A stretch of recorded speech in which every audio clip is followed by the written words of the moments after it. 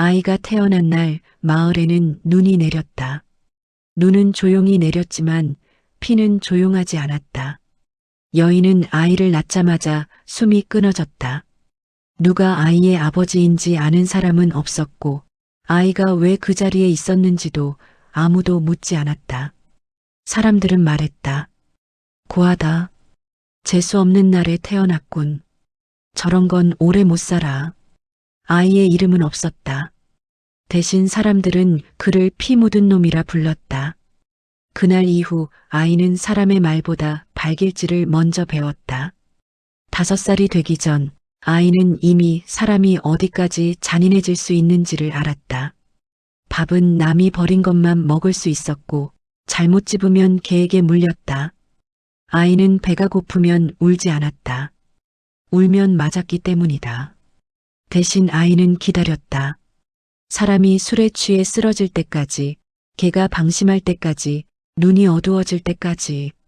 그 기다림 속에서 아이의 눈은 짐승처럼 변해갔다. 속으로 생각했다. 살아야 한다. 이유는 없어도. 정의도 선도 없다. 배고픔만 있다. 12살 되던 해 아이는 처음으로 사람을 찔렀다. 상대는 도둑이었다.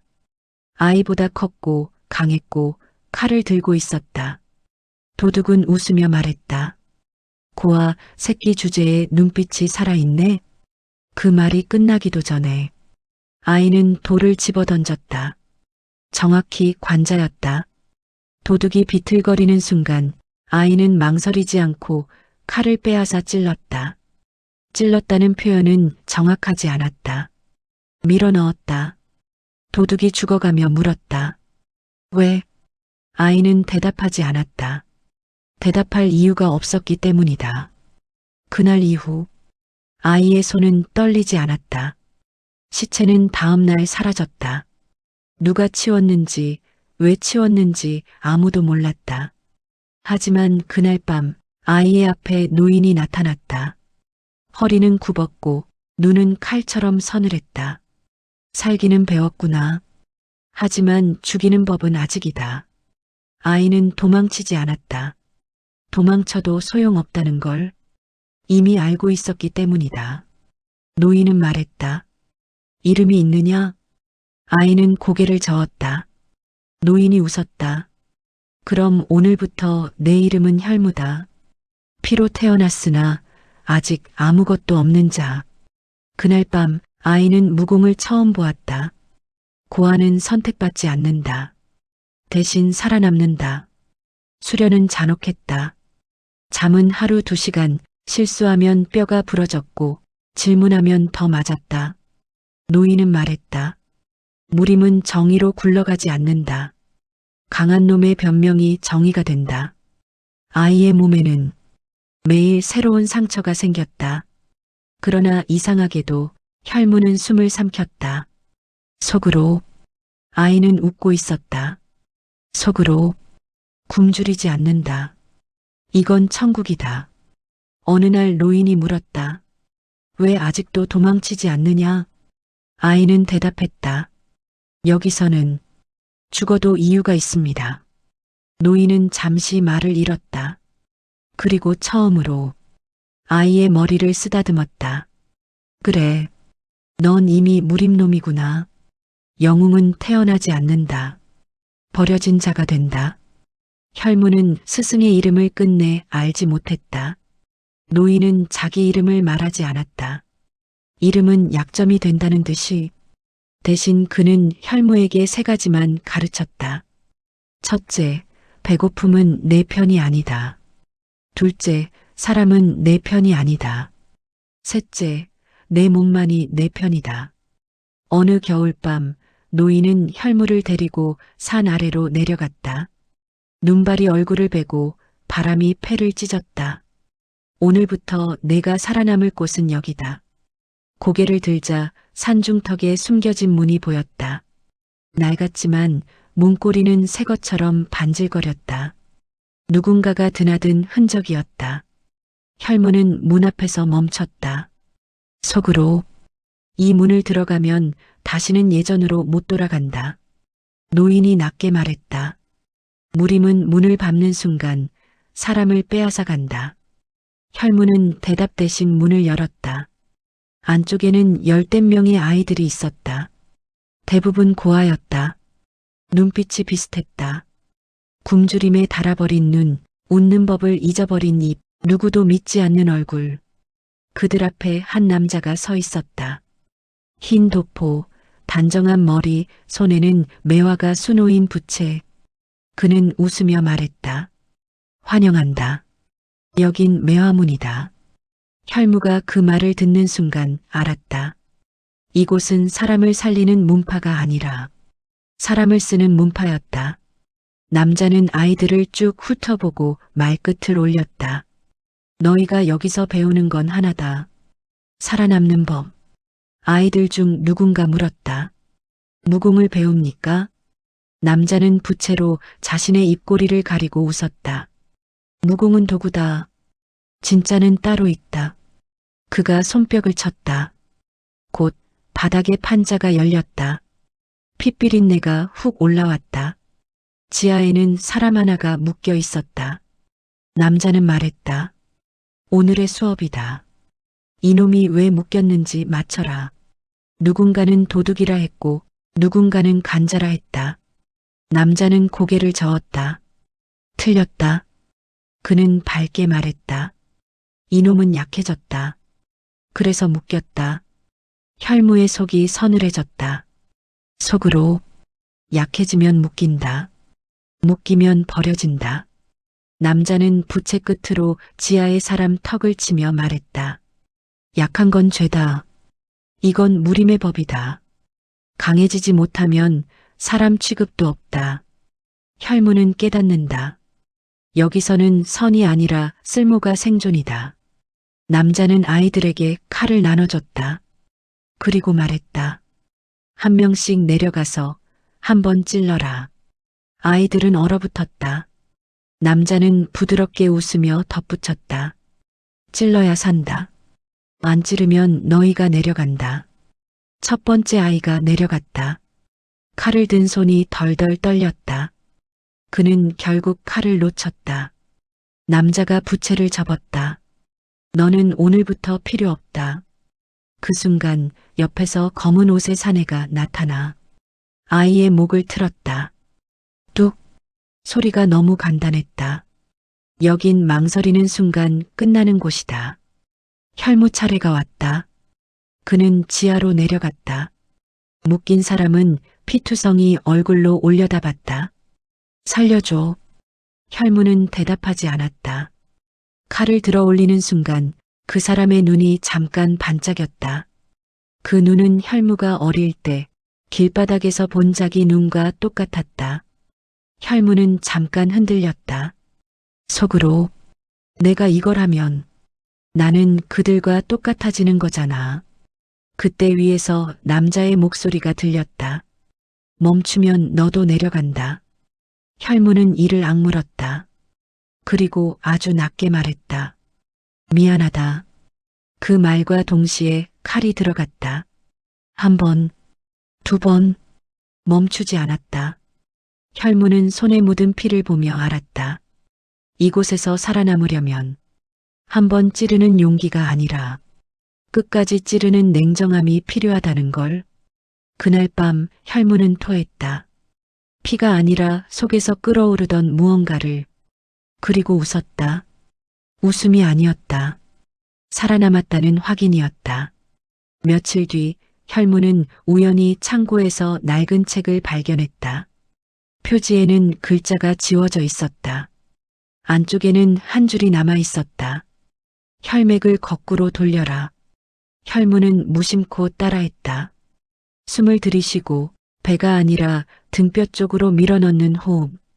그 순간 몸 안에서 뭔가 딱하고 맞물렸다. 혈무는 쓰러졌다. 눈앞이 하얘졌다. 심장이 뒤집히는 느낌이었다. 속으로 이거 잘못하면 죽는다. 하지만 혈무는 멈추지 않았다. 죽는 게 두렵지 않았다. 굶주림보다 버려짐보다 지금 이 순간이 더 살아있는 느낌이었으니까. 그날 이후 혈무의 몸은 달라졌다. 밤새 달려도 숨이 덜 찼고 주먹을 쥐면 손등에 핏줄이 튀어올랐고 눈을 감으면 상대의 숨소리가 들렸다. 혈무는 깨달았다. 이건 평범한 무공이 아니다. 사람의 몸을 망가뜨리면서 강해지는 무공이다. 혈무는 기연을 잡지만 그 대가로 정상적인 인간의 길을 잃기 시작한다. 강해지는 만큼 돌아갈 길이 사라진다. 매화문에는 혈무와 비슷한 아이가 있었다. 이름은 도치. 항상 웃는 얼굴, 항상 친절한 말투. 도치는 혈무에게 다가와 말했다.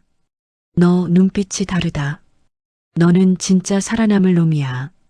혈무는 그 말을 믿지 않았다. 하지만 도치는 계속 다가왔다. 밥을 나눠줬고 상처에 약초를 발라줬고 밤에는 작게 속삭였다. 여긴 언젠가 무너져. 그 전에 우리끼리 살아남아야 해. 혈무는 속으로 생각했다. 속으로 이렇게 친절한 놈은 반드시 뭔가를 노린다. 혈무는 도치의 친절을 거절하지 않았다. 그 대신 기억했다. 친절의 날짜, 친절의 양, 친절의 이유. 무림에서 공짜는 없다. 어느 날 남자가 혈무를 불렀다. 부채를 접어 탁자 위에 내려놓고 말했다. 혈무, 너는 이제 밖으로 나갈 때가 됐다. 혈무는 눈을 들었다. 밖이라면? 남자가 웃었다. 사람을 죽이러. 혈무의 심장이 조용히 내려앉았다. 남자가 말했다. 고을에서 사또의 금고가 털렸다. 범인은 산적대다. 그 산적대는 우리와 거래하던 놈들이다. 혈무는 이해했다. 배신했군요. 남자는 고개를 끄덕였다. 그래서 쓸모가 끝났다. 그는 부드럽게 말한다. 산적 두목의 머리를 가져와라. 살아 돌아오면 너는 매화문의 사람이 된다. 혈무는 칼을 받았다. 칼날에는 매화 문양이 새겨져 있었다. 그 순간 혈무는 알았다. 이 칼은 무기가 아니라 목줄이라는 걸. 산적 소굴은 생각보다 컸다.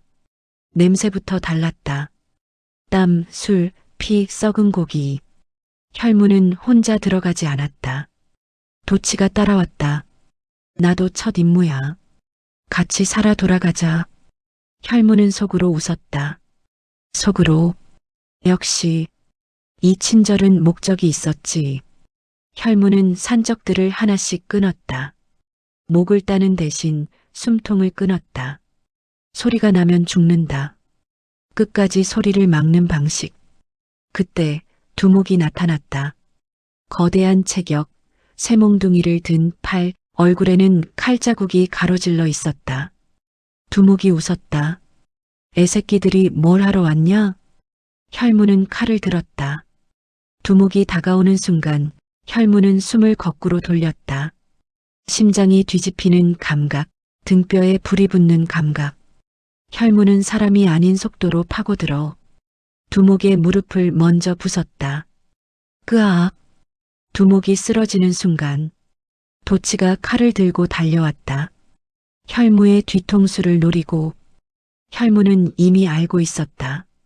그래서 피하지 않았다. 그냥 몸을 살짝 틀었다. 도치의 칼이 빗나가며 두목의 목을 깊게 그었다. 피가 솟구쳤다. 도치는 얼어붙었다. 아니. 혈무는 도치의 얼굴을 바라보며 낮게 말했다. 내가 나를 죽이려 했지. 도치는 울먹이며 변명했다. 아니야, 난 살아남으려고. 혈무는 고개를 끄덕였다. 나도. 그 말과 함께 혈무는 도치의 목을 베었다. 혈무는 두목의 머리를 잘라 천에 싸며 속으로 생각했다. 속으로. 무림은 적보다 동료가 더 무섭다. 혈무가 매화문으로 돌아가 두목의 머리를 내려놓는 순간 남자는 부채로 박수를 쳤다. 좋아. 이제 너는 진짜다. 그러나 혈무는 알았다. 이제부터 시작이다. 조선 무림은 혈무의 이름을 듣게 될 거고 그 이름은 곧 피와 배신으로 번져갈 것이다. 두목의 머리가 매화문 마루에 내려놓인 날밤 혈무의 이름은 술보다 빠르게 퍼졌다. 산적구를 혼자 쓸어버린 놈이 있다더라. 아이였대. 미친놈 아니냐? 무림은 늘 과장한다. 하지만 이번에는 과장이 필요 없었다. 사또의 귀에 들어갔고 상단의 귀에 들어갔고 마침내 정파 문파들의 회의 자리에 이름이 올랐다. 혈무혈을 쓴다지? 고아라더군. 쓸만한 칼이다. 아니면 지금 배워야 할 칼이지. 그 순간부터 혈무는 사람이 아니라 선택지가 되었다. 무림은 영웅을 원하지 않는다. 통제 가능한 칼을 원할 뿐이다. 혈무는 밤에 불려갔다. 부채를 든 남자가 아닌 그 뒤편에 장로 셋이 앉아 있었다. 혈무, 너는 이제 매화문의 재산이다. 혈무는 고개를 숙이지 않았다. 거절하면요? 잠시 정적. 장로 중 하나가 말했다. 그럼 내 과거를 꺼내겠다. 혈무의 손이 미세하게 굳었다. 고아원 화재, 도둑 살해, 산적 학살, 도치살인. 하나하나가 죄였다. 증거는 없지만 증언은 준비돼 있었다. 장로가 덧붙였다. 우리가 널 만들었고 우리가 널 지운다. 그 순간 혈무는 확신했다. 속으로 여긴 떠나야 한다. 지금이 아니면 죽는다. 혈무는 탈출을 준비했다. 혼자가 아니었다. 같은 고아 출신, 말이 없고 눈이 맑은 소녀가 있었다. 이름은 설아. 설아는 검을 잘 쓰지 못했다. 대신 도망치는 법을 알았다. 산 아래로 가면 안 돼. 다 길이 막혀 있어. 혈무는 물었다. 왜 도와주지? 설아는 잠시 침묵하다 말했다. 넌 죽어도 되는 사람이 아니야. 혈무는 웃었다. 그런 기준은 없다. 설아는 고개를 저었다. 있어. 내가 정했어. 그 말은 이상하게 무거웠다. 혈무에게 처음 생긴 지켜야 할 존재. 강해질수록 잃을 것도 생긴다. 탈출은 들켰다. 매화문은 문을 닫지 않았다. 열어두었다. 열어둔 문은 도망쳐라가 아니라 어디로 가도 잡힌다는 뜻이었다. 정파의 추격대, 사또의 포졸, 심지어 살수 문파까지 합류했다. 혈무의 목에는 현상금이 걸렸다. 살아도 좋고 죽어도 좋다. 설아가 떨리는 목소리로 말했다. 우리 너무 많은 걸 상대로 하는 거 아니야? 혈무는 칼을 쥐었다. 아니, 그럼 이제야 균형이 맞는다. 첫 충돌은 계곡이었다. 혈무는 도망치지 않았다. 도망치면 설아가 다친다. 그래서 그는 맞섰다. 숨을 거꾸로 돌리고 근육을 찢듯 움직였다. 칼은 휘둘러지지 않았다. 사라졌다. 사람들은 쓰러졌고 소리는 뒤늦게 따라왔다. 혈무는 깨달았다. 이 무공은 적을 쓰러뜨리는 기술이 아니라 자신을 조금씩 죽이는 기술이라는 걸. 하지만 멈추지 않았다. 설아가 살아있어야 했기 때문이다. 계곡이 피로 찼다. 영웅이 되는 순간 사람은 끝난다. 혈무는 선택한다. 기억될 이름 대신 살아남을 숨을. 마지막 밤 혈무와 설아는 절벽 끝에 섰다. 아래는 강, 뒤는 무림. 설아가 말했다. 도망치자. 혈무는 고개를 저었다. 도망치면 끝이 없어. 그럼 혈무는 칼을 땅에 꽂았다. 부순다. 설아는 처음으로 울었다. 그럼 넌? 혈무는 대답했다. 그래도 괜찮다. 그 순간 혈무는 영웅이 될 기회를 버렸다. 대신 전설이 될 길을 택했다. 조선 무림은 곧 알게 된다. 혈무는 지배할 칼도 아니고 구원할 영웅도 아니다. 건드리면 사라지는 재앙이라는 걸. 매화는 피를 먹고 핀다. 메화문은 전쟁을 예상하지 않았다. 그들은 처리를 예상했다. 혈무는 한 명, 메화문은 문파였기 때문이다. 하지만 메화문이 몰랐던 게 하나 있었다. 혈무는 이미 문파보다 오래된 법칙을 알고 있었다. 사람은 조직을 믿고 고아는 탈출로를 믿는다. 혈무는 메화문으로 돌아왔다. 문을 부수지 않았다. 문을 열고 들어왔다. 그게 더 공포였다. 돌아온 자는 사과하러 온 게 아니다. 혈무는 장로를 정면으로 만나지 않았다. 그건 싸움이 된다. 그는 밤을 골랐고 혼자 있는 순간을 골랐다. 첫 번째 장로는 책을 읽다 죽었다. 책장이 넘어가던 소리 뒤로 숨이 끊어졌다. 혈무는 칼을 쓰지 않았다. 손으로 경혈을 부쉈다. 속으로 무공은 살인이 아니라 계산이다.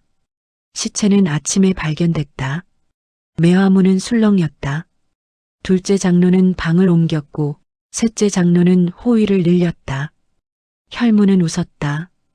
이제야 나를 본다. 둘째 장로는 자기 제자에게 죽었다. 혈무가 그 제자의 귀에 딱 한 문장만 남겼기 때문이다. 너는 필요 없는 순간이 곧 온다. 그 말은 칼보다 깊었다. 무림은 강한 자보다 불안한 자가 무너진다. 설아는 숨었다. 혈무가 시켰다. 끝날 때까지 나오지 마. 설아는 물었다. 그럼 넌? 혈무는 대답하지 않았다. 설아는 그 침묵이 돌아오지 않겠다는 말이라는 걸 알았다.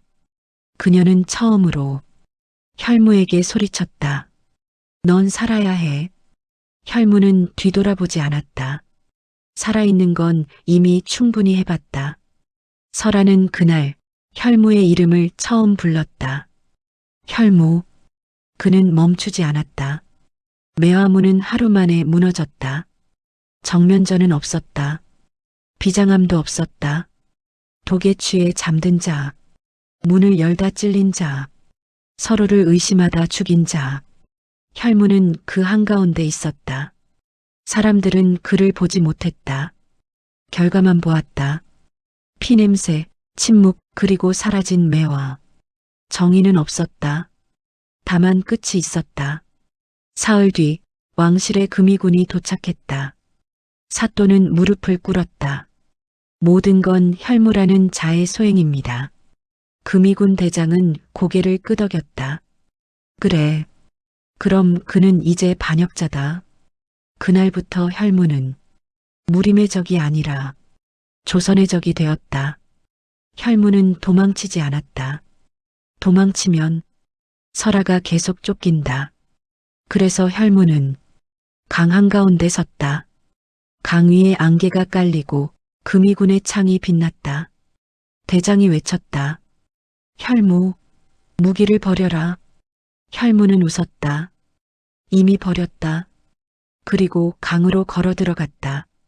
영웅은 싸우지만 전설은 사라진다. 강물은 시체를 내놓지 않았다. 혈무는 죽었다고도 살았다고도 기록되지 않았다. 사람들은 수군댔다. 강에서 봤다더라. 아니야, 북쪽으로 갔다던데. 그런 놈은 애초에 없었어. 설아는 이름을 버리고 다른 고을로 떠났다. 하지만 밤마다 그녀는 속으로 말했다. 넌 아직 어딘가에 있지. 영웅은 없고 이야기는 남는다. 몇 년 뒤 아이들이 장터에서 이런 이야기를 했다. 고아 하나가 무림을 불태웠대. 이름도 없었대. 그래도 사람을 골라 죽였대. 노인은 고개를 저었다. 아니다. 그 아이는 아무도 골라주지 않았기에 스스로 살아남았을 뿐이다. 달빛이 비쳤다. 그 달빛 아래 누군가는 아직도 숨을 쉰다. 이름 없이 전설로만